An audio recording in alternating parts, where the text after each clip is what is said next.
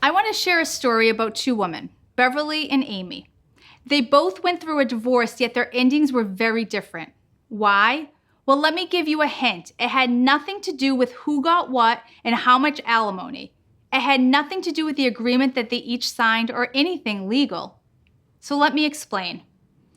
Beverly felt powerless by the end of her divorce. She thought her husband got everything he wanted, including time with the kids each week and his new girlfriend. She was angry and bitter about the divorce, and she couldn't stand the sight of her ex. She got even more bitter watching her ex spend money on the kids for a weekend away or the new clothes they showed up with at home. A year after the divorce, Beverly was still resentful and put all of her energy into making her ex suffer. On the other hand, Amy decided that her divorce would not define her. She didn't want the divorce, but she thought she deserved to be happy too, and if she was being honest with herself, her marriage hadn't been truly happy in a long time. Her children deserved two happy parents, so she used this as an opportunity to start writing again and even started training for a marathon, something she never thought she would be able to do. She put her energy into her children, her passion projects, and maintained a respectful relationship with her ex. Even though she hadn't dreamed her life would go this way, she realized she was content and at peace. 1 year after their divorces, Beverly and Amy's lives were very different. And it had nothing to do with money and everything to do with perspective. I'm sure it's not hard to imagine which one moved on quicker. I'm sure you can guess which one brought her ex back to court to modify things she wasn't happy with. So who will you be? Will you be Beverly or will you be Amy? What does your ending look like? I know sometimes it's hard to imagine a life filled with happiness. I know it's hard to think you will ever love again or trust again or feel whole again. But you can and you will if you allow yourself to use this plot twist in your life as an opportunity to bring joy back into your life.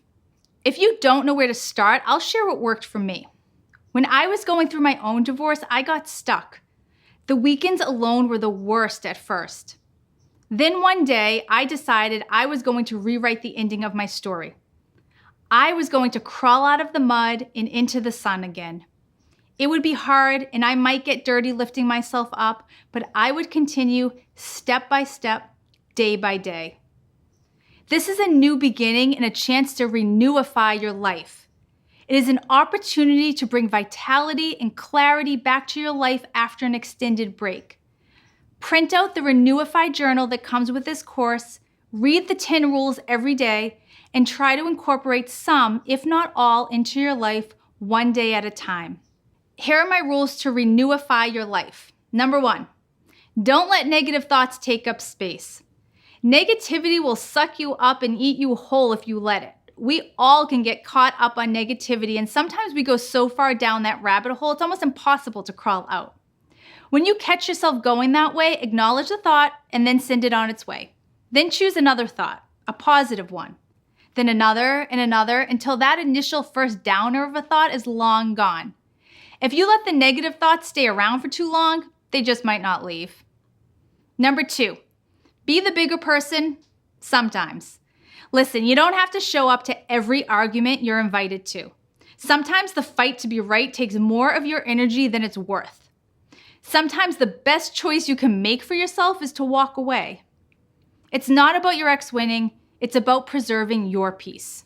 Number 3, eat donuts or whatever it is that makes you drool. So this one isn't actually about food, although it could be. It's really about savoring the sweetness that life offers. For some, that could be a donut. For others, it's a beach day. Maybe it's a good book. The point is to allow yourself the small pleasures in life and do so without guilt. Number 4, then do the next thing that moves you forward. If you keep looking back, you'll slow down and eventually walk right into a wall. So just put one foot in front of the other and look forward. The past is not going to serve you any purpose right now. Your future lies straight ahead. It's up to you to take a step towards it. Number 5 is my favorite. I tell this to my son and stepkids all of the time. Get comfortable being uncomfortable. Being uncomfortable is the only way to grow. Do something you never thought you could do. It's so easy to say that's too hard, that's too scary, that's too new. Those hard, scary new things will bring vitality back to you when you do them anyway. They will give you confidence. They will let you stand a little taller with your shoulders pulled back. The only thing preventing you from doing this thing is yourself. You're the only obstacle. So step aside and let your brave, bold self through. Number 6, stop apologizing for feeling things. Ever hear a woman apologize for expressing an opinion that might be unpopular? Ever hear her qualify it with sorry first? Let's stop doing this. Let's stop apologizing for being emotional, angry, or sad. We're human beings, and you have permission to be unapologetically real and authentic and true to who you are. Number 7, read both for pleasure and for improvement. I have some favorites, and I'm happy to share them if you ask in our private Facebook community. Also, if you follow me on social media, I've shared some of my faves there too. Books can be your best friend, your cheerleader, your companion. There are books for every occasion and every mood. Use a book to take your mind off of how lonely you feel on a Saturday night when your child is with their dad. Use a book to learn something new. Use a book to connect. Personally, I always have 2 books on my nightstand, a novel to take me away and a self-help book to ground me. It doesn't matter if it takes you a long time to read the book. Read a couple pages each night before bed to relax your mind and get you ready for a good night's sleep. Number 8, move, breathe, sweat every day. No one ever worked out and said they regretted it. If you're lucky enough to have the privilege of a body that you can move, then move it. A couple of things happen when you exercise. Your brain stops worrying about everything that keeps you up at night. You feel energized when it's done. You make more nutritious choices. You sleep better. You feel better. For me, moving and sweating has nothing to do with what dress size I am and everything to do with how I show up mentally and emotionally to each day. Number 9, find what fills you up and what lights your soul on fire. We all have something that brings us joy, if not right now, at one time in our past we did. If you don't remember what that is, it's time to figure it out. And there could be so much bliss just in the discovery process. You've spent so much of your life dedicating it to caring for others. Now is the time to care for your soul. A friend told me she coaches women by asking them what they loved to do as a child that they stopped doing as an adult. She said she used to sing with a laundry basket on her head. She stopped doing that as an adult, and one day she decided she would do it again. So she does that with her daughter. Can you picture her daughter laughing with her mother? Can you imagine the memories she's making?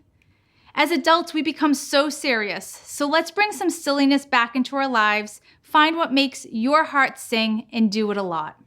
Number 10, believe in your happy even after, because the universe has a way of making your thoughts come true. What we think is what we will become. Keep your thoughts on the highest level. If you think you are entitled to happiness, you will find happiness in your life. See how that works? Haven't you noticed that when things are good, more good comes to you? Ever notice that when things go bad, it's like everything topples? We have the power to change our future by our present thoughts. Believe in your happy ending because it's out there just waiting for you to come find it. After nearly 2 decades of helping women find their way through their divorce and out the other side, I can predict with almost complete accuracy which ones will be stuck and which ones will thrive. The ones who have taken control of their future and who thrive often call or email me a year or more after and tell me they're doing better than they ever thought possible. The ones who are stuck called me too. But that's because they wanted to go back to court or to complain about something their ex is doing. So this is your story. How do you want it to end? Because what happens next is entirely up to you.